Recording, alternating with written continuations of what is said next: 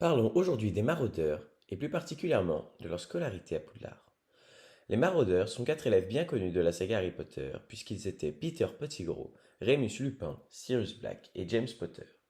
Ils se donneront plus tard des surnoms, avec Queue de Verre pour Peter, Lunar pour Lupin, Patte-Molle pour Sirius et Cornedru pour James. James et Sirius sont directement devenus amis lors de leur premier voyage dans le Poudlard Express, où ils partageaient le même compartiment, qu'ils ont même partagé un temps avec Lily Evans et Severus Rogue.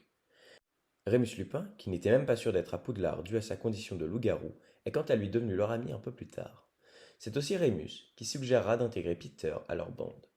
On estime qu'ils sont tous devenus amis entre leur première et leur deuxième année à Poudlard.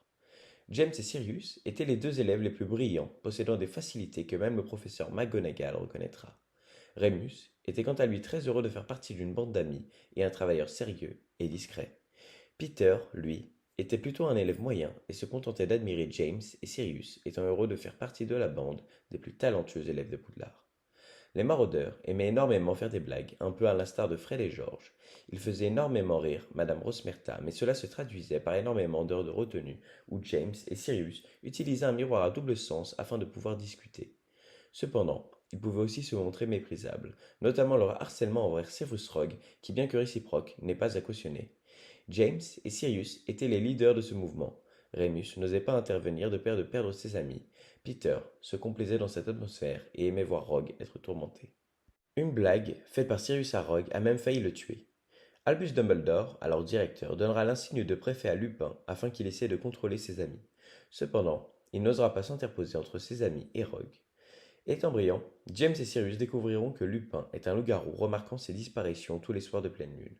Mais au lieu d'abandonner leur ami à son sort, ils feront en sorte de l'aider à supporter ses transformations.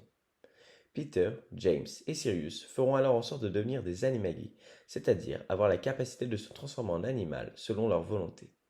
James et Sirius réussiront sans trop de mal, mais devront énormément aider Peter afin qu'il puisse lui aussi devenir un animagus. Peter se transformera alors en rat, James en cerf et Sirius en gros chien noir. C'est à partir de ce moment-là que les maraudeurs sont réellement nés.